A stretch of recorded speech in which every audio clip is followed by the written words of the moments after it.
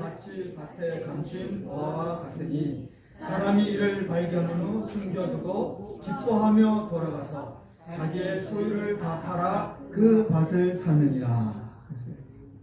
예수님께서 제자들에게 천국을 소개합니다. 그러면서 천국의 비밀을 제자들에게 이렇게 깨닫게 하시고 도전하게 하시고 천국에 대한 삶을 살게 하십니다. 이 마태복음 13장에서는요 7가지 비유를 통해서 예수님께서 천국의 삶을 소개하고 있습니다. 그래서 굉장히 중요한 말씀이죠. 먼저 씨 뿌리는 자의 비유를 합니다. 마음밭이 중요하다는 거죠. 씨 뿌리는 자의 비유, 천국은 마치, 그러면서 씨 뿌리는 자의 비유, 그리고 가라지 비유를 합니다. 하나님도 교회라는 밭에 씨를 뿌리지만 마귀도 씨를 뿌린다. 그래서 교회 안에도 가라지가 있을 수 있다라는 말을 하고 있습니다. 그래서 천국의 삶에 대해서 가라지가 있을 수 있다라는 걸 이해를 하라는 거예요. 왜? 마귀도 씨를 뿌린다는 거예요. 가라지의 비유, 또 겨자씨 비유, 누룩의 비유. 천국은 누룩과 같다, 겨자씨과 같다. 눈에 보이지 않는 작은 생명이지만 그것이 커지면 사람이 감당할 수 없을 정도로 그렇게 커지는 겨자씨처럼 그런 것이다 라고 얘기하죠. 누룩의 비유, 누룩이 부풀어 오르는 것처럼 교회, 하나님의 나라는 그렇게 성장할 것을 하나님께서 이렇게 예수님을 통해서 우리에게 말씀해 주시죠. 그리고 이제 3가지의 비유가 나오는데 감추인 보화의 비유, 오늘 말씀 감추인 보화, 또 좋은 진주. 천국은 마치 좋은 진주와 같다. 그래서 좋은 진주를 찾아 나서라 라고 이렇게 얘기하는 거죠. 그리고 그물의 비유, 천국은 그물로 천국 백성을 이렇게 찾지만 그러나 그물 안에는 천국 백성도 있고 못된 쓸모없는 고기도 잡히는 거예요. 그래서 마지막 때에는 먹지 못하고 쓸모없는 고기들은 다 버리는 겁니다. 다 교회 안에 있다고 해서 다 천국 가는 게 아니에요. 그물을 던져서 그 안에 그물에 들어오는 고기 중에 좋은 고기만 우리가 가져오는 거예요. 그물 안에 갇혀 있다고 해서 다 고기를 다 가져가진 않습니다. 천국도 마치 이와 같다. 이런 7가지 비유를 하죠. 오늘은 감추인 보화의 비밀, 그 비밀을 통해서 우리에게 뭘 말씀해 주고 싶어 했는가, 예수님께서 오늘 같이 은혜를 나누고자 합니다. 자, 여러분, 삶이 기쁨이 있습니까? 살아가는데 기뻐요? 왜 기뻐하는 거예요? 왜 기쁨이 있죠? 삶의 기쁨? 근데 여러분, 우리가 기뻐하는데, 삶에는 기쁨이 있어야 인생이 살만나는 것이지, 기쁨도 없고 소망도 없고 행복도 없으면 그 삶은 지옥이 아니겠습니까? 그래서 우리는 기쁨을 찾아 삶을 삽니다. 그죠? 누구나 다 기쁨을 만나기 위해서, 기쁨을 찾아 삶을 살아가는 사람들이다, 이렇게 말할 수 있는 거죠. 왜? 기쁨이 있어야 행복도 있고 만족도 있고 그게 인생이지, 기쁨이 없는 인생은 지옥과 같은 인생이에요. 그래서 누구나 기쁨을 찾아서 삶을 살아가죠. 그런데 이 기쁨의 근원을 찾아 나서는 사람들은 다 각각 다릅니다. 다 똑같은 곳을 찾아서 가는 게 아니에요. 자기가 기쁨이 있다라고 생각하는 곳에 찾아 나서는 거죠. 그렇죠? 어떤 사람들은 돈에 기쁨이 있다고 생각하는 사람이 있어요. 그러면 어떻게 해요? 돈 버는 일에 기쁨을 찾아다니겠죠. 그죠? 예? 돈 버는 일을 세상의 삶에서 최우선순위로 여깁니다. 돈 버는 일. 예전에 제가 서점할 때 그런 분이 있었어요. 자기의 우선순위, 첫 번째도 서점, 두 번째 서점, 세 번째 서점, 네 번째 자식, 다섯 번째 마누라. 자기 인생의 우선순위 첫 번째 서점, 두 번째 서점, 세 번째 서점, 네 번째 자식, 다섯 번째 마누라. 이 사람 진짜 그렇게 살아요. 그래가지고 서점이 돈 버는 일이라면, 서점하는 사람 돈 많이 벌었어요 그분. 근데 돈 버는 일이라면요, 자식을 희생할 수 있을까요 없을까요? 예? 희생할 수 있을까요 없을까요? 희생할 수 있습니다. 여러분, 이분이 자 첫째 아들이 둘이 있었는데, 이분이 서점을 하는데 책을 팔려고 하다 보니까 충고에 책을 팔려고 하는데 책을 안 해주는 거예요, 충고에서. 그래서 첫째 아들 공부도 안 돼, 실력이 안 되는데 충고를 보냈어요. 그러니까 턱걸이 해서 충고 들어간 거지. 그 아들요, 대학도 못 갔어요. 왜냐면 충고에서 꼴찌니까 그 성적이 안 되는 거예요. 이게 내신이 성적이 안 되는 거예요. 첫째 아들, 너 충고 가. 그래서 충고에 책 팔았어. 둘째 아들은 충고에 가고도 남는 실력이 돼. 그래서 충고를 가고 싶어요. 둘째 아들, 나 충고 가고 싶어요 아빠. 그래, 야 임마, 무슨 충고야? 너는 강고로 가, 강원고등학교. 왜냐면 강원고등학교가 책을 잘 안 팔아줘, 선생님들이. 학부모가 되면 잘 팔아줄 거 아닙니까? 그러니까 둘째 아들 보고 너는 강원고등학교 가라. 그래가지고 둘째 아들이 강원고등학교를 갔어요. 그 사람의 삶의 우선순위는 뭐예요? 서점이에요. 자식이 아니에요. 왜? 돈을 많이 버는 게 자기에게 기쁨이고 그것이 행복이다 라고 생각하기 때문에 그런 거예요. 어떤 사람들은 자식이 기쁨의 근원이라고 생각하는 사람이 있어요. 그래서 나는 남편 없이는 살아도 자식 없이는 못 살아, 이런 사람들이 있어요. 그래서 자식이 인생의 최우선순위야. 자식이 부르면 어디든지 달려가. 예? 그런 사람 있어요 없어요? 있습니다. 자식이 인생의 기쁨의 근본이야, 근원이야. 그래서 남편 없이는 살아도 자식 없이는 못 산다는 거예요. 그런 사람도 있습니다. 또 어떤 사람은요, 취미가 기쁨의 근원인 사람이 있어요. 취미. 그래서 예전에 제가 교회 안 다닐 때 제 친구 중에 어떤 친구는 이런 친구가 있어요.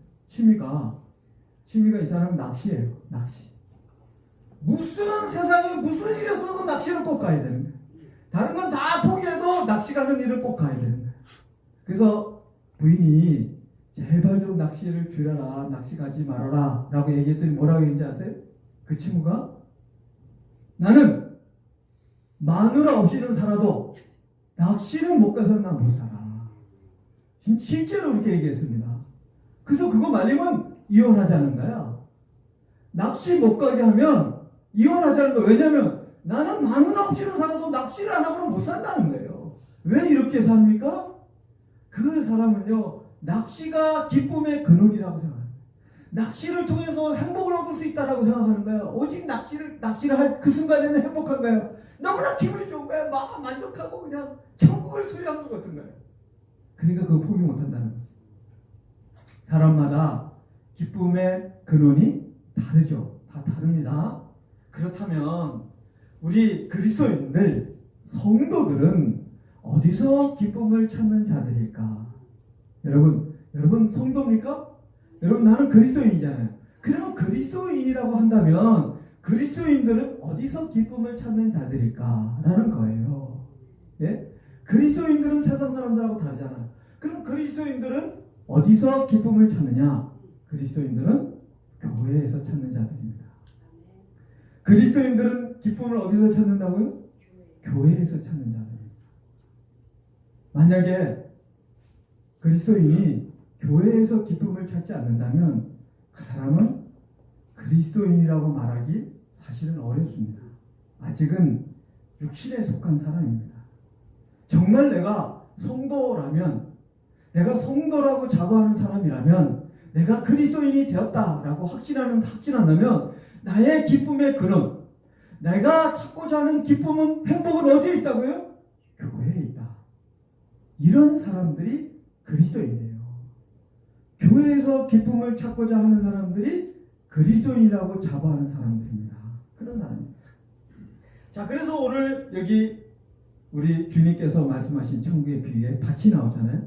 이 밭은 교회입니다. 여러분, 밭이 어디라고요? 교회입니다. 교회의 밭에서 기쁨을 찾을 수 있다라는 거예요. 교회 밭에서. 여러분, 교회의 밭에서 기쁨을 찾으세요. 세상 자식에게 찾지 말고 세상 사람, 물론 자식에게도 기쁨이 있죠. 근데 그것이 우선순위가 되면 안 된다. 돈이나 자식이나 취미나 친구 이런 것들이 아직도 내 삶의 우선순위 첫 번째라고 생각하면요, 그 사람은 그리스도인이 아직 안 된 사람이에요. 그리스도인의 우선순위 첫 번째는 교회입니다. 나는 교회가 행복입니다. 나는 교회 갈 때가 가장 기쁩니다. 나는 교회가 있을 때 가장 행복합니다. 나는 가정 만족합니다. 내 인생의 희열을 느끼는 순간은 교회에 있을 그 순간입니다. 내가 기도했던 그 순간입니다. 이렇게 얘기할 수 있는 사람이 그리스도인이에요. 그런 사람이 그리스도인이에요. 자, 교회에서 뭘 할 때? 사역을 할 때죠. 그죠? 예배를 드릴 때, 또는 기도를 할 때, 하나님을 찬양할 때, 전도할 때, 뭐 봉사할 때, 뭐 교회에서 청소를 할 때, 뭐 설거지를 할 때, 그때 나는 정말 희열을 느낍니다. 기쁨이 있습니다. 나는 그때야말로 내 인생의 가장 귀한 시간입니다. 그래서 나는 다른 건 다 포기해도 나는 이 교회에서 봉사하는 시간만은 나는 포기할 수 없습니다. 난 예배드리는 시간만은 포기할 수 없습니다. 나는 전도하는 이 시간만큼은 난 포기할 수 없습니다. 이렇게 얘기하는 사람들이 그리스도인이다, 이렇게 말할 수 있는 거예요. 그리스도인이 되십시오. 거기에 기쁨이 있어요, 없어요? 있습니다. 여러분, 진짜 기쁨이 있어요. 예수님께서 그 기쁨을 찾으라는 거예요. 오늘 이 비유를 통해서 예수님께서 우리에게 정말 세상에서 누릴 수 없는 기쁨이 있다, 희열이 있다, 행복감이 있다, 그 행복감을 좀 찾아라, 발견해라, 이렇게 우리에게 얘기해주고 있는 겁니다. 자, 어떻게 먼저 그러면 성도는 어디에서 기쁨을 찾아야 된다고요? 교회 일에서, 사역할 때, 전도를 하든 예배를 드리든 봉사를 하든 선교를 하든 기도를 하든 찬양을 하든 거기서 기쁨을 찾으라는 거야. 자, 그런데 여러분, 전도가 기뻐요? 예? 여러분, 어제 저기 막 어디 유원지 같은 데 가면 희열이 느껴지죠? 예? 여러분, 취미를 쫓아가면 막 희열이 막 느껴지지 않냐? 막 짜릿짜릿하고, 예? 근데 교회 와서 전도할 때는 기쁨이 느껴져요? 교회 와서 여러분 예배 드릴 때 막 희열이 느끼고 짜릿짜릿합니까? 기도할 때, 교회에서 기도할 때, 와, 나 왜 이렇게 너무, 야, 이런 기쁨이 세상에 주체할 수 없는 기쁨이 왜 이렇게 넘치는 거야? 뭐 그런 걸 느껴본 적 있어요? 예? 왜 못 느끼는 거예요? 있을까요, 없을까요? 있습니다. 근데 왜 못 느끼는 거예요? 나는 왜 기도할 때 그런 희열을 못 느끼는 거지? 왜 그게 도대체 안 되는 이유가 뭐지? 오늘 예수님께서 우리에게 희열을 느끼는 비결을 가르쳐 줍니다. 자, 교회는 이게 같은 교회라고 했어요. 교회. 이게 교회가, 자, 뭐 전도도 있고, 교회 안에는 여러 가지 밭이 있겠죠. 전도의 밭, 선교의 밭, 기도의 밭, 뭐 봉사의 밭, 여러 가지 밭이 있겠죠. 자, 그런데 왜 나는 여기서 기쁨을 느끼지 못하느냐? 자, 오늘 말씀을 보면, 말씀을 우리가 이해해야 되는데, 이 말씀은 2000년 전 예수님 당시에 보면요, 여러분, 그때는 은행이 없어요. 금고도 없어요. 은행이 없단 말이에요. 그러니까 사람들이 이 돈이나 이 보화를 보관하는 방법이 오늘날하고는 달라요. 오늘날은 다 은행에다 갖다 맡기잖아요. 그렇지만 그때는 은행이 없어. 금고도 없어요. 그래서 어디다가 맡겼느냐? 이거를 땅에다가 파는 거예요. 그게 가장 안전한 방법이에요. 땅에다가. 어디 땅에? 자기 땅에다가. 자기 땅에다가 이 금은 보화를 감춰놓는 거예요. 그것이 가장 안전하게 보관하는 보관법이에요. 그래서 2000년 전 예수님 당시에는 그렇게 다 땅속에다 묻었어요. 근데 여러분, 묻을 때 깊이 묻을까요? 얕게 묻을까요? 예? 여러분이라면 깊이 묻을 거예요? 얕게 묻을 것 같아요? 깊이 묻겠죠? 깊이 파묻어 놓는단 말이에요. 깊이 파묻어 놓는데 그 당시에는 전쟁이 많고 전염병도 많고 그래서 죽는 사람이 많았어요. 전쟁도 일어나고 잡혀가기도 하고 뭐 전염병으로 죽기도 하고 그런 거예요. 근데 이 감춰놓은 사람이 전쟁이 일어나서 죽는 수도 있고 병이 걸려서 다 죽어가기도 하고 그래서 세월이 흘러갔단 말이에요. 그래서 이 감춰놓은 보화가 누가 거가 없어 주인이 없어 버렸어요. 그런 경우가 생길까 안 생길까요? 생깁니다. 있단 말이에요. 그래서 가끔 땅에서 일을 하다가 밭에서 일을 하다가 보화를 발견하는 사람이 있을까요? 없을까요? 있었습니다. 그 당시에 있는 거예요. 밭에서 일을 하다 보니까 그 안에 보화가 있는 거야. 이 보화가 있는 건 누군가 거기다 감춰놨다는 거예요. 그렇지만 이게 주인이 어떻게 죽었는지 모르지만 이 주인 없는 이 물건이 된 거예요. 그래서 그 당시에 그런 일들이 있었기 때문에 랍비 문서의 법에 그 당시의 법에 랍비 문서에 어떤 땅에서 보화가 발견되거나 돈이 발견되면 그 보화와 그 돈은 누구의 것이다? 땅 주인의 것이다 라고 문서화해버렸습니다. 문서화해놨어요. 랍비 문서에 문서화돼요. 그걸 발견한 사람의 것이 아닙니다. 여러분 누구 거라고요? 땅 주인. 왜냐하면 이게 말이 많아지기 때문에 아주 법으로 정해놨어요. 발견하는 사람이 간혹 있기 때문에 혹시 보화가 발견되면 그건 발견한 사람의 것이 아니라 땅 주인의 것이다 라고 이렇게 명시를 해놨습니다. 오늘 그 얘기를 하는 거예요. 자, 오늘 여기 일꾼이 농부가 일을 하는데 농부는 뭘 알고 있어요? 이 밭이 내가 주인이 아니라는 사실을 알고 있습니다. 여러분은 교회에서 일을 하죠. 전도를 하고 봉사를 하죠. 근데 이게 전도하고 봉사하고 할 때 여러분 이게 내 일이라고 생각하고 합니까? 여러분 예배를 드리고 봉사를 하고 전도를 하고 선교를 할 때 이게 내 일이라고 생각하고 합니까? 아니죠. 그렇게 생각하고 하는 사람 없습니다. 다 나는 남의 일을 한다라고 생각하죠.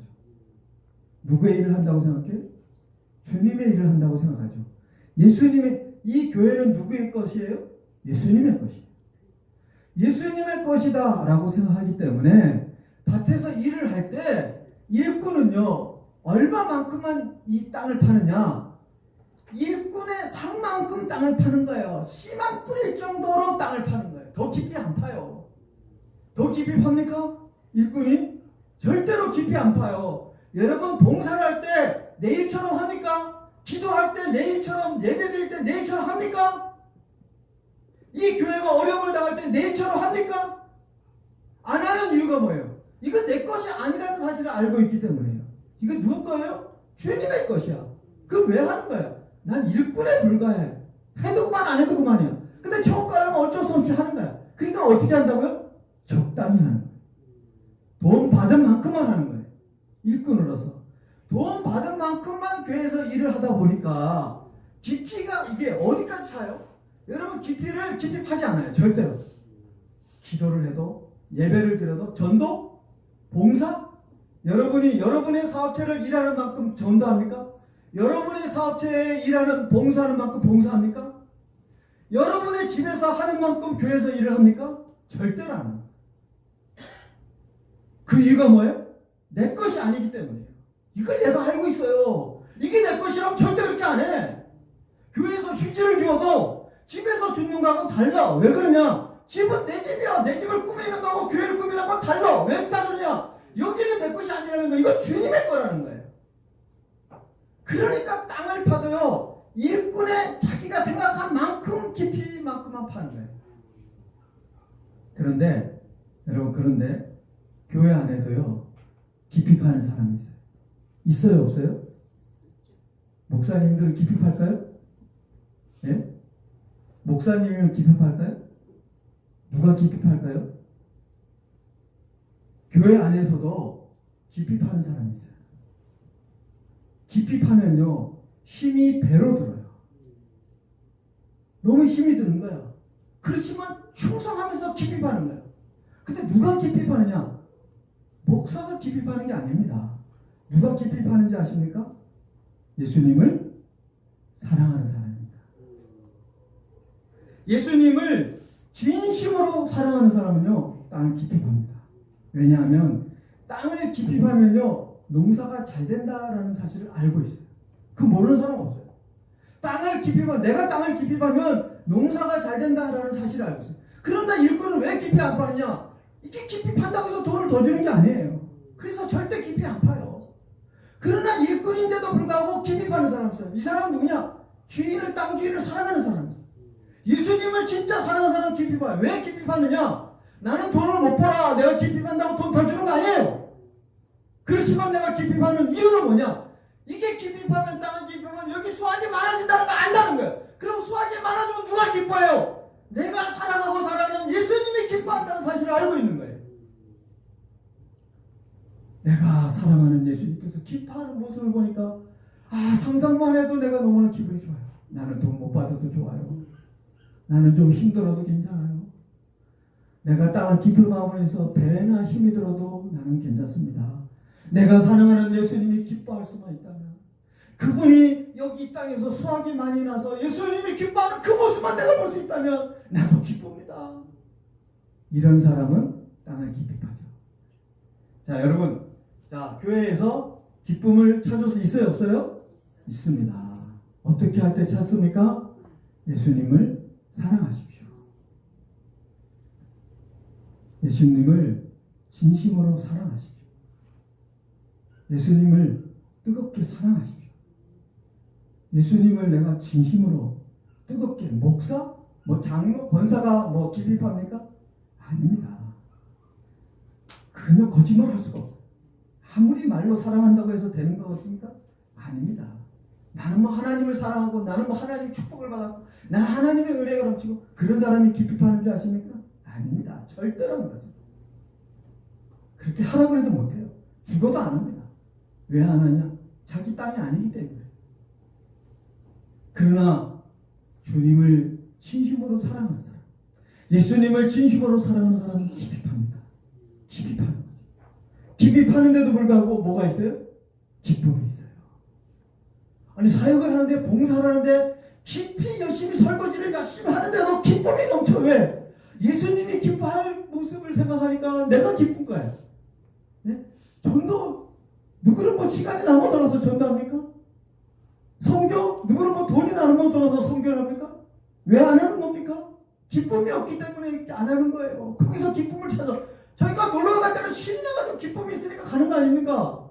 예? 취미생활 할 때는 기쁨이 있으니까 가지 말라 해도, 돈 없다 해도, 있는 돈 꼬소리해도 가지 않습니까? 근데 왜 교회에서는 그렇게 못하는 거예요? 기쁨이 없다라고 생각하기 때문에 그러는 거예요. 거기에 무슨 기쁨이 있어? 내일도 아닌데 목사님이 알아서 하겠지. 이런 사람은 교회에서 기쁨을 발견하지 못합니다. 여러분, 우리는 교회에서 기쁨을 찾는 자라고 자부하는 사람이에요. 내가 적어도 그리스도인이고, 내가 적어도 성도라고 선언을 했다면 나는 교회에서 기쁨을 찾는 자이다. 난 이제 돈 가지고, 자식 때문에, 어떤 세상 쾌락 때문에, 어떤 세상적인 일 때문에 그것으로도 기쁨이 있겠지만 그것을 기쁨으로 여기고 살아가는 자는 아닙니다. 내가 성도가 된 이상 나는 이제 교회 안에서 주님을 위해서 일하는 일이 나에게는 기쁨이다. 이런 거죠. 도전해 보십시오. 기쁨이 있습니다. 기쁨을 만나십시오.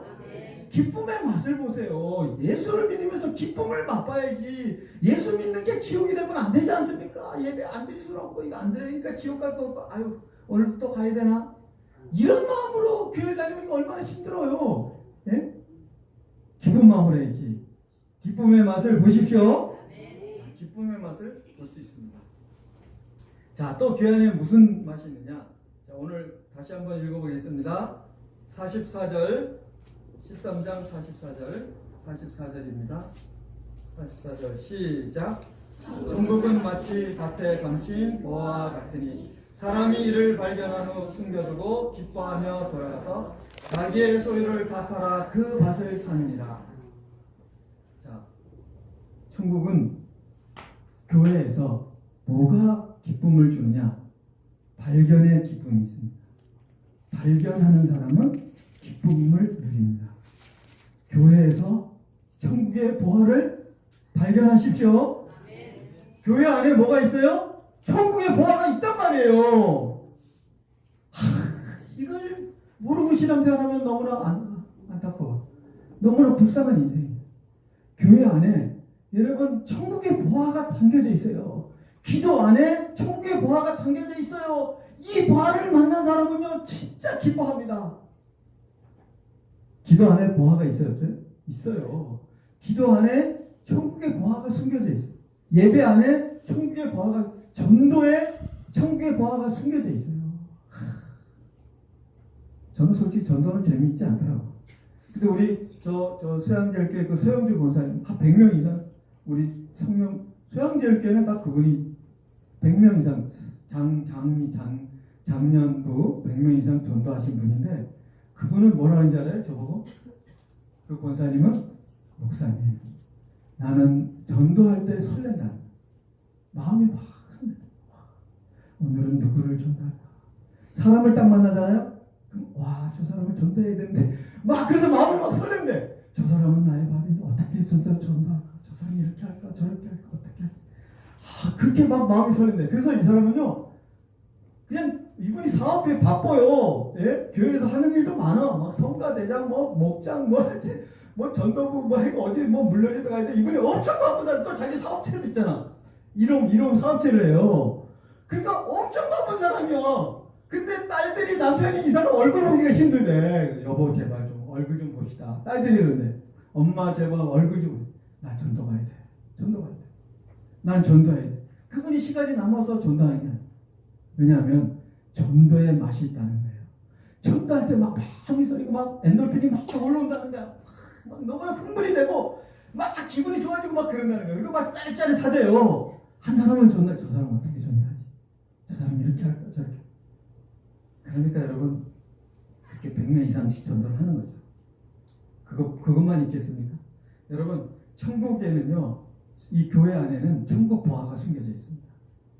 교회 안에 천국 보화를 발견한 사람들이 있어요. 발견한 사람들은 어떻게 신앙생활 할까요? 기쁨을 하겠죠. 기쁨으로. 그냥 기쁨이 넘치는, 교회 가면 너무 기분이 좋아요. 자, 우리 한번 볼까요? 누가 과연 마태복음 17장 4절 한번 보겠습니다. 마태복음 17장 4절입니다. 마태복음 17장 4절. 우리 같이 시작. 베드로가 예수께 여쭈어 이르되 주여 우리가 여기 있는 것이 좋사오니 만일 주께서 원하시면 내가 여기서 초막셋을 짓되 하나는 주님을 위하여 하나는 모세를 위하여 하나는 엘리야를 위하여 하리이다. 변화산상에 예수님께서 올라갔어요. 그래서 베드로와 요한과 야고보를 데리고 우리 송지순례 때 변화산 갔잖아요. 변화산상. 그 변화산상에 올라가서 예수님께서 변형된 모습을 보여주시고 하늘에서 하나님의 음성이 들리고 예수님이 하얀 빛이 빛나는 옷을 입고 변화된 모습을 보여주시면서, 그리고 거기서 모세와 엘리야가 다 같이, 모세와 엘리야가 있는데 이 천국을 경험한 거예요. 천국의 이 맛을, 이걸 발견하고 나니까 이 베드로가 뭐라 그래요? 여기서 뭐라 그래요? 베드로가 여기 주여 우리가 여기 있는 것이 좋사오니. 야, 베드로가 이게 천국의 보화를 발견하니까 그 산에 뭐가 있는 게 좋아요. 그런데 베드로가 거기서 천국 보화를 발견하니까 주여 우리가 여기 있는 것이 좋사오니 나 평생 여기서 살고 싶습니다. 나 그냥 여기서 죽고 싶습니다. 그냥 나 내려가. 나 친구도 생각이 안 나. 부모님도 생각이 안 나. 뭐 아내도 생각이 안 나. 지금 아무것도 생각이 안 나. 주여 나는 여기 있는 것이 좋사오니 그러잖아요. 내가 초막셋을 짓고 여기서 살고 싶습니다. 하나는 예수님을 위하여, 하나님이 엘리야를 위하여, 하나는 모세를. 내가 예수님 모시고 엘리야 모시고 모세 모시고 이렇게 나는 여기서 영원히 살고 싶습니다. 얼마나 좋았으면. 기쁨이 있어요, 없어요? 보화를 발견한 사람이 있습니다. 교회에서 신앙생활 하다가 보화를 발견한 사람이 있어요. 또 우리 한 사람 볼까요? 우리가 이 베드로뿐만 아니라 고린도후서 12장 4절. 고린도후서 12장 4절입니다. 12장 4절 시작. 그가 낙원으로 이끌려 가서 말로 표현할 수 없는 말을 들었으니 사람이 다 이르지 못할 말. 자, 이게 사도 바울이 지금 처음 간 게 아니에요. 사도 바울은 이 땅에 우리와 똑같은 사람이에요. 그런데 이 땅에 살면서도 이 땅에 살면서 신앙생활 하다가 천국을 본 거예요. 낙원을 본 거예요. 우리하고 똑같은 육체를 입고 있는 사도 바울이 우리하고 똑같은 심령이에요. 그런데 그 사람은 어떻게 신앙생활을 했길래, 어떻게 기도생활을 했길래 낙원에까지 이르게 됐습니다. 낙원에 이르고 보니까 사도 바울이 뭐라 그래요? 사람으로서는 가히 이르지 못할 것에 이르렀습니다. 가히 만나볼 수 없는 기쁨을 만났습니다. 이 세상에서 사람으로서는 가히 만날 수 없는 기쁨의 세계를 내가 경험했습니다. 부러워요, 안 부러워요? 저 사도 바울 진짜 부러워요. 저도 천국의 부활을 많이 발견했어요. 저도 기쁨이 많아요. 저도 우리 목사님들한테 요번에 그 지방회장님 장인어른이 돌아가셔서 그 장례식장에 가서 제가 또 천국의 부활을 그분들한테, 목사님들한테, 사모님들한테 이분들이 부러워가지고, 목사님 어떻게 그런 은혜를 경험할 수 있어요? 나는 내 자신, 내 재산, 나는 내가 가지고 있는 거 모든 건 난 예수님한테 다 드릴 수 있어. 왜? 예수님이 주신 보화에 비교하면 그건 아무것도 아닙니다. 아, 목사님 너무 부럽습니다. 그러는 거예요. 예? 예? 여러분, 제가 그렇지 않을 것 같아요. 저는 제가 조영규 목사를 부러워할 것 같습니다. 김삼환 목사님 제가 부러워할 것 같습니다. 교회가 크니까 부러워할 것 같아요? 안 할 것 같아요? 저는 그런가? 전혀 눈꼽만큼도 저는 100분의 1, 1000분의 1도 저는 안 부럽습니다. 그게 저 절대로 저 원하지도 않아요. 오라 그래도 가지도 않아요. 정말 부러운 건 뭐예요? 천국의 보화예요.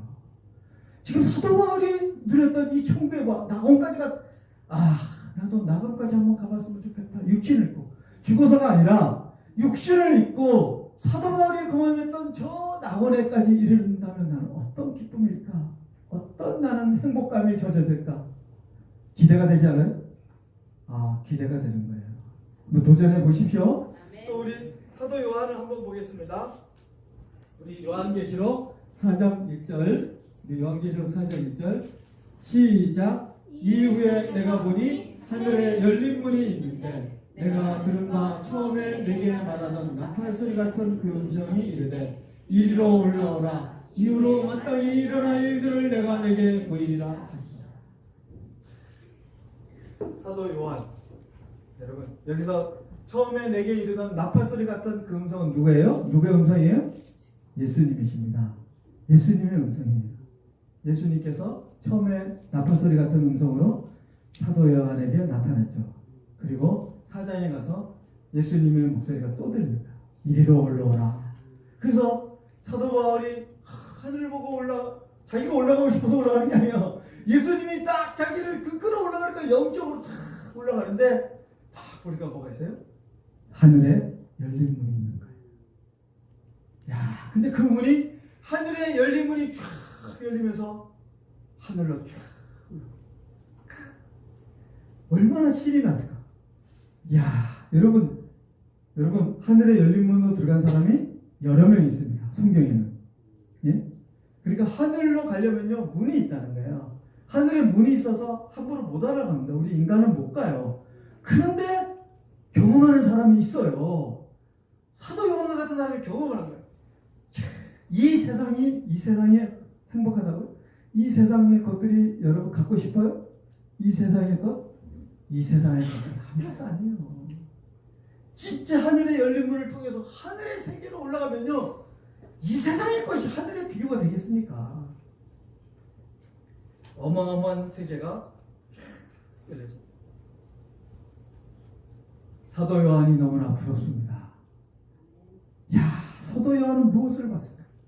하늘의 천상의 하나님을 보시고, 천상의 천사들을 보고, 하늘의 천상의 예배를 직접 목도한 거예요. 천상에서, 요한계시록 4장 5장에서는요, 천상에서 예배드리는 모습이 쫙 나와요. 근데 24장로와 내생물과 아무라도 셀 수 없는 수많은 사람들이, 구원받은 사람들, 또 천사들이 만만이야 천천히 천사들이 하나님을 예배하는데 존귀와 영광과 감사와 능력과 부와 지혜가 하나님께 영원히 있나이다 하면서 하나님을 예배하는데 천상의 예배를 본 거예요.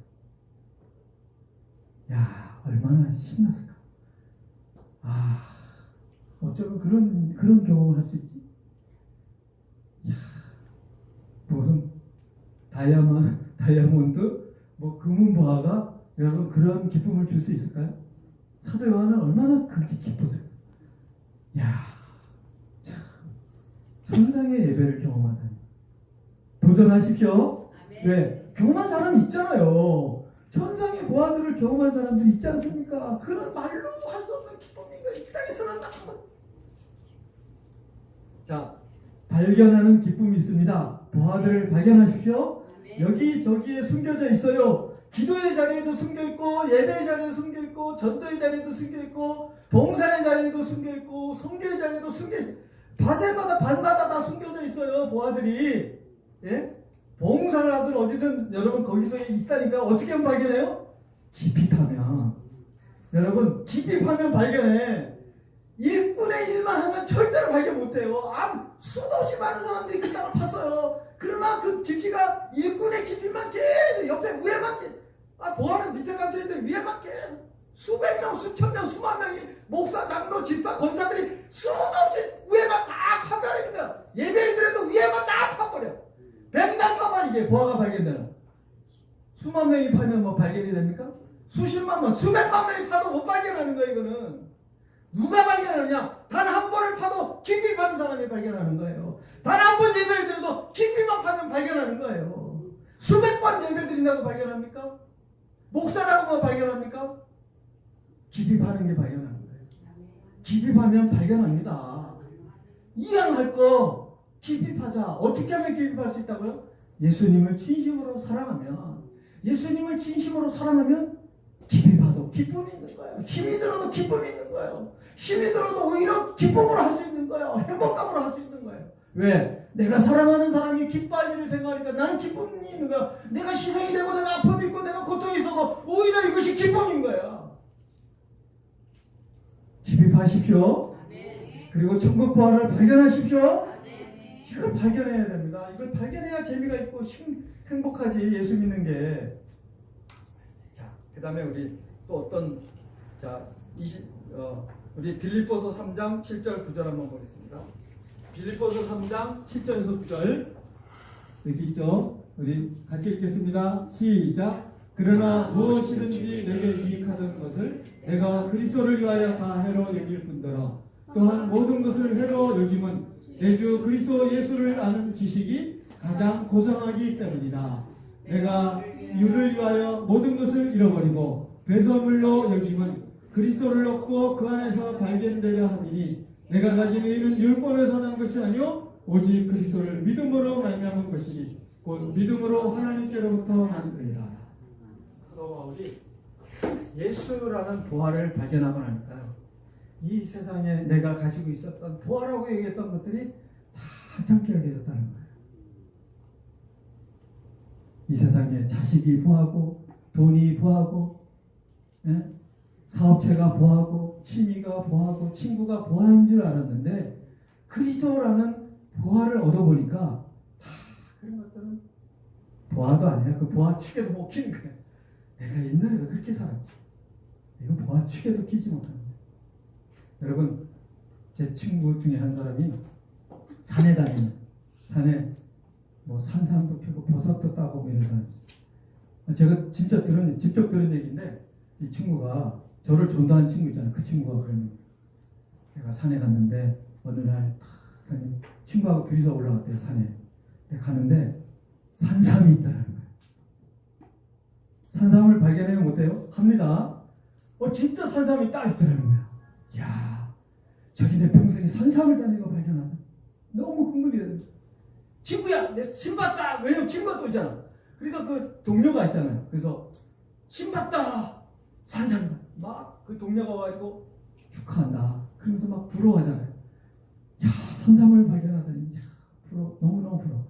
그 친구가 너무너무 부러워하는데 딱 산삼을 캐서 보니까 이게 자삼인 거예요. 자삼. 여러분 산삼은 자삼이 있고 모삼이 있어요. 어미삼이 있어요. 이게 자기네가 봤을 때 이게 자삼인 거예요. 자삼이 있다는 건 무슨 말이에요? 어미삼이 여기에 있다는 말입니다. 이 주변에 분명히 있다는 사실이에요. 그래서 둘이서 이제 모삼을 찾아야 되겠다 하고 샅샅이 그 주변을 수십 번 수백 번 돌았대. 도는데 자기는 자삼만 2뿌리 뽑았대. 자기 자삼만. 자기는 자삼만 2뿌리. 한 뿌리 더 찾았대. 근데 그 동료는 자삼을 3뿌리를 뽑았대. 3뿌리. 이제 너무 지쳐서 이제 막 하루 종일 하다 보니까 야, 이게 너무 힘들다. 우리가 그냥 내려가요? 안 내려가요?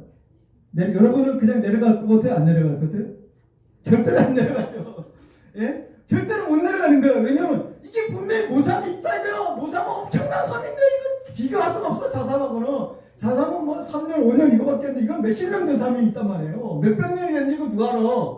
그러니까 분명히 있단 말이에요. 아, 이제 기지맥진했대요. 막 5시간 6시간 찾다 보니까 둘 다 기지맥진. 야, 그래도 우리가 내려갈까? 아니, 내려가면 어떻게 내려가? 우리가 밤을 새서라도 우리는 찾아야 된다. 그래서 둘이서 찾는데 친구가 딱 찾았대. 야, 자기가 그 자리를 수십 번 갔던 자리를 내 친구가 얘기하는데 그 자리를 수십 번 지나갔는데 자기 눈에 안 들어온 거야. 자기 눈에 안 보인 거야. 근데 그 옆에 있는 동료가 모삼을 딱 찾은 거야. 딱 꺼내는데 자태가 다른데 이건 한 50년도 더 된 건데. 이야, 저거 얼마일까? 와, 어마어마하다. 자기 삶은 보여요, 안 보여요? 자기 삶 안 보여. 이게 무슨 삶이야, 이거. 삶에도 못 끼는 거야. 아, 너무 부럽고. 근데 그 친구가 미안하니까. 왜냐면 원래 발견한 사람은 친구잖아. 그 자기가 발견하면 안 되는 거 아니에요? 근데 자기가 발견했어. 그러니까 미안하니까 자기가 발견한 그 자삼 3뿌리 너 가지라고 주더래. 3뿌리를 주더래. 아, 근데 이 친구가 기분이 좋을까 안 좋을까? 안 좋더래. 그 3뿌리만 안 주더래. 왜냐면 저 큰 삶 저걸 내가 발견했으니까 내가 그 자리를 수십 번 왔다 갔다 했는데 왜 내 눈에 안 띄었을까? 여러분, 천국의 보화를 발견하면요, 자삼 3뿌리 정도는 옆 사람한테 줄까요, 안 줄까요? 줍니다. 줘요. 그거 아무것도 아니에요. 돈? 세상에서 내가 얻었던 보화? 야, 이거 너 가져라. 줘요. 진짜 모삼을 발견하지 못했기 때문에 우리가 그러는 거지. 우리가 진짜 천국 보화를 발견하잖아요? 그러면 세상 것 다 옆 사람한테 줍니다. 그거에 뭐 연연해 하고 이러지 않습니다. 왜? 진짜를 발견했기 때문에. 진짜를 발견한 사람은요, 세상 것에 연연하지 않는다는 거예요. 사도 바울은 진짜를 발견했어요. 천국의 진짜를 발견한 예수라는 진짜를 발견하고 나니까 세상에 여태까지 자기가 자랑했던 지식, 돈 뭐 이런 거, 나는 다 배설물로 여긴다. 이렇게 얘기하지 않습니까? 진짜를 발견하십시오. 천국 보화가 있습니다. 자, 이거를 발견한 사람은, 여러분, 이것을 발견한 사람은요, 발견하는데 끝나지 않습니다. 발견의 기쁨으로 만족하지 않습니다. 자, 다시 한번 우리 볼까요? 마태복음 13장 44절 보겠습니다. 44절 시작. 천국은 마치 밭에 감추인 보화와 같으니 사람이 이를 발견한 후 숨겨두고 기뻐하며 돌아가서 자기의 소유를 다 팔아 그 밭을 사느니라. 자, 보화를 발견했어요. 지금 일꾼이 일을 하다가 거기서 보화를 발견해요. 너무나 기분이 좋아요. 그런데 발견하는 기쁨은 있지만 자기 것은 아니에요. 왜냐하면 땅 주인의 것이군요. 이건 땅 주인의 것이야. 그래서 어떻게 해야 되나? 어떻게 해야 되느냐? 여러분, 보화를 여러분이 만약에 발견한다. 산삼을 발견하면 산삼을 내가 다 발견했네. 너무 기분이 좋네. 행복해요. 너무 기분이 좋아요. 그러나 나는 이거는 캐가지는 않습니다. 나는 산을 사랑하기 때문에 나는 캐가지 않습니다. 이럴 것 같습니까? 예? 여러분, 그럴 것 같아요? 안 그럴 것 같아요? 절대로 안 그래요. 보화가 뭔지를 모르기 때문에 그러는 거예요. 제가 아무리 여기서 이렇게 얘기해도 여러분은 뭐하래? 그 보화 목사님이나 가지세요. 나는 발견하는 기쁨으로 만족하겠습니다. 이 사람은요, 보화가 뭔지 모르는 사람이에요. 진짜 보화를 발견한 사람은요, 어떻게 된다고? 이거를 내 걸로 만들어야 되겠다. 이것이 내 거가 되어야 되겠다. 어떻게든 내 걸로 만들어야 되겠다. 이렇게 하는 거죠. 예? 내 걸로 무슨 수단 방법을 부리서라도 이건 반드시 내 것이 되어야 되겠다. 반드시 내 것을 만들어야 말이야. 이렇게 되는 거죠. 왜? 발견하는 기쁨과 소유의 기쁨은 달라요. 자기 것으로 소유한 기쁨은 발견하는 기쁨으로 소유의 기쁨을 따라갈 수가 없어요. 그렇기 때문에 발견하는 기쁨이 있는 사람은요, 반드시 자기 것을 소유하려고 한다는 거죠. 그래서 이 사람이 어떻게 했어요? 숨겨두고 기뻐하며, 숨겨두며 기뻐하며, 집에 가서 이제 마음이 설레는 거죠. 저건 남의 건데, 저건 땅 주인 건데, 저걸 어떻게 하면 내 걸로 만들까? 어떡하냐? 야, 돈도 없는데 저 밭을 어떻게 사지? 저 밭이 내 것이 돼야 저기 내 것이 되는데 어떻게 해 저 밭 사지? 그래서 여기서도 빌리고 저기서도 빌리고 자기 땅도 팔고 집도 팔고 뭐 가진 거 다 팔고 이렇게 저렇게 해보니까 되는 거 같아. 그래서 주인을 찾아가서 이거 땅값인데 저 땅 나한테 파세요. 왜 그걸 살려고 하는데, 아, 내가 일을 해보니까 땅도 비옥한 거 없고 내가 그래도 이제는 땅을 살만해서 이제 나무 일 하는 것보다는 나도 내 땅 가지고 일하고 싶어요. 주인님 이거 나한테 파세요. 딴 사람한테 팔지 말고. 그러니까 주인이 거기에 보화가 있는지 모르니까, 주인이 보화가 있다는 사실 알면 팔겠습니까? 안 팔죠. 근데 주인은 모르니까, 그래 네가 열심히 일도 하는 거 내가 봤다. 너 참 잘했다. 너 이제야 네가 이제 진짜 땅 주인이 됐구나. 그래 이거 내한테 팔게 하고 다 팔겠죠. 그럼 어떻겠습니까? 자기의 소유를 다 팔았지만 이 일꾼은 어떤 마음이겠어요? 천하를 얻은 것처럼 기뻐하지 않겠습니까? 야, 내가 천국 보화를 잃었습니다. 여러분, 천국 보화를 발견하지만 말고 천국 보화를 소유하십시오. 아멘. 소유의 기쁨을 따라갈 수가 없는 거예요. 그것은 소유하는 자만이 얻는 거예요. 이거를 소유한 사람은요, 이제는 이거 대가를 지불해서 소유를 한 사람은요, 자신의 대가, 여러분, 시간을 쪼개서라도 나는 천국보화를 내 것으로 만들어야 되겠다 하는 사람은요, 무슨 장례가 나든 뭐 무슨 일이 있든 나는 예배는 빠지지 않을까, 나는 전도의 자리는 빠지지 않을까, 이렇게 하는 거죠. 자기를 희생합니다. 자기 것을 희생합니다. 그러면서도 자기 것을 만들려고 하겠죠. 자기 것을 만든 사람은요, 이제는 세상 것에 미련을 두지 않습니다. 세상 취미, 세상 친구, 세상의 재물, 그때는 내가 그런 것 때문에 인생을 살았지. 그런 것으로 내가 행복감을 누렸지. 그러나 야, 그건 아무것도 아니야. 내가 그건 자삼 같은 삶 같지도 않은 그 5년 삶, 3년 삶 때문에 내가 옛날에 왜 그랬을까? 아이고, 이 어리석은 인간아. 100년 된 산삼을 내가 발견했는데 그까짓 그 3년 된 산 가지고 내가 왜 그렇게 기뻐했는지, 그 세상 것 때문에 왜 그렇게 인생 목숨을 걸고 그렇게 살려고 했는지, 참 어리석었구나, 이렇게 생각이 들겠죠. 예? 자, 여러분, 천국을 자기의 삶을 투자해서 소유로 만든 사람은요, 어떻게 살까요? 절대로 빼앗기지 않으려고 합니다. 빼앗기지 않습니다. 여러분, 빼앗기지 않는 삶을 삽니다. 이제부터는 나는 이 천국 보화를 빼앗기지 아니하리라. 지금 이 사람이 뭐라 그래요? 여기서 말씀에 숨겨두고 그랬잖아요. 이 숨겨뒀다는 건 뭐예요? 절대로 빼앗기지 않는다는 거예요. 누가 와도, 설사 주인이 찾아와도 나는 이건 빼앗기지 않으리라. 이것만큼은 내가 빼앗기지 않으리라. 어떤 일이 있어도, 세상에서 어떤 일을 만나도 나는 이 천국 보화만은 뺏기지 아니하리라. 이런 마음으로 살죠. 진짜 천국 보화를 발견해서. 여러분, 마태복음 11장 12절 한번 읽겠습니다. 마태복음 11장 12절입니다. 자, 시작. 세례 요한의 때부터 지금까지 천국은 침노를 당하니 침노하는 자는 빼앗습니다. 여러분, 침노하는 자는 빼앗는다는 말은 무슨 말이에요? 천국의 보화를 빼앗는 사람들이 있다는 거예요. 우리 교회도 눈독 들이는 사람이 있어요. 저 목사님이 가지고 있는 저 보화 내가 뺏어야 되는데, 저 권사님이 가지고 있는 저 보화 내가 뺏어야 되는데, 저 권사님이 가지고 있는 저 기쁨 내가 뺏어야 되는데, 이런 사람이 있을까요? 없을까요? 있습니다.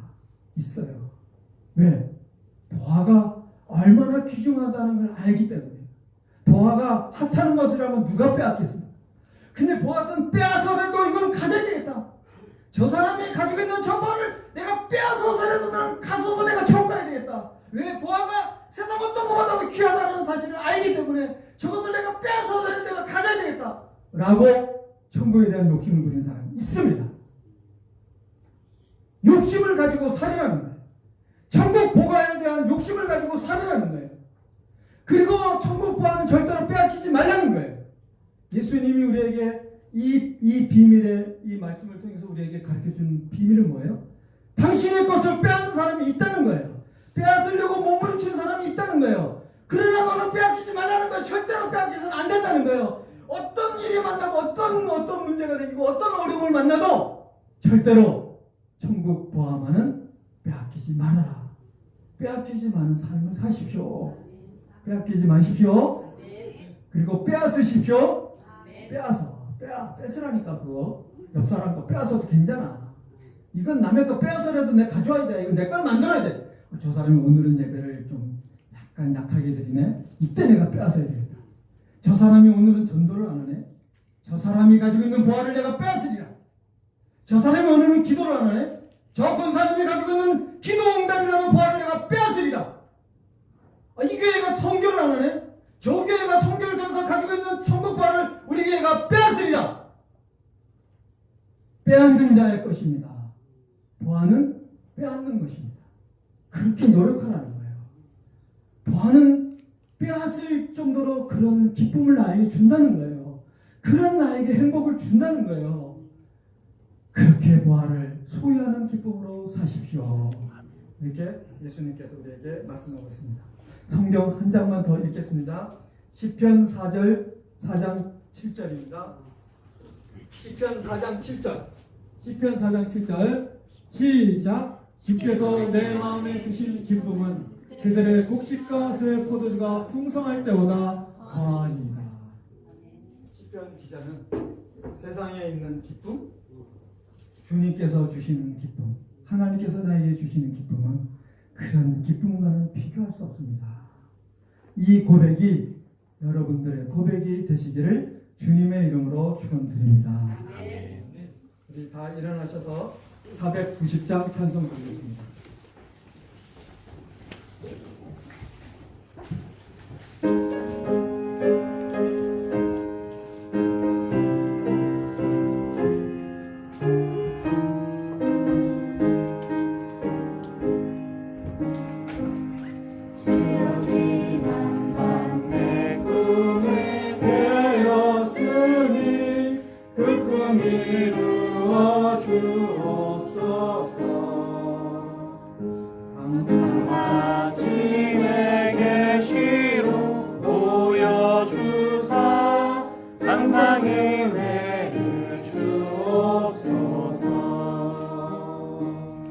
나의 놀라운 꿈 정녕 남이 끼니 장차 그 은혜 받을 표니 나의 놀라운 꿈 정녕 이루어져 주님 얼굴을 배우리라. 마음 괴롭고 아파서 낙심될 때 내게 소망을 주셨으며 내가 영광의 주님을 바라보니 앞길 환하게 보이노라. 나의 놀라운 꿈 정녕 남이 끼니 장차 그 은혜 받을 표니 나의 놀라운 꿈 정녕 이루어져 주님 얼굴을 배우리라. 세상 궁조는 나날이 변하여도 나는 내 믿음 지키리니 인생 살다가 죽음이 꿈 같으나 오직 내 꿈 되누이라. 나의 놀라운 꿈 정녕 나 있기를 장차 그 은혜 받을 편이. 나의 놀라운 꿈 정녕 이루어져 주님 얼굴을 배우리라. 아멘. 우리 기도하겠습니다. 이제는 우리 주 예수 그리스도의 은혜와 하나님 아버지의 무한하신 사랑하심과 성령님의 내주위로 교통 역사하심이 하나님, 세상 사람들은 세상의 것으로 기쁨을 찾아 나서지만 우리는 교회 안에서 기쁨을 찾는 자들입니다. 하나님, 주님을 사랑함으로 사역의 기쁨을 누리게 하옵소서. 천국 보화를 발견하는 기쁨이 우리 안에 넘치게 하옵소서. 발견하였을 뿐만 아니라 그것을 소유하고 빼앗기지 않는 그런 소유의 기쁨으로 하나님 나라에 이르는 우리들 되게 하여 주시옵소서.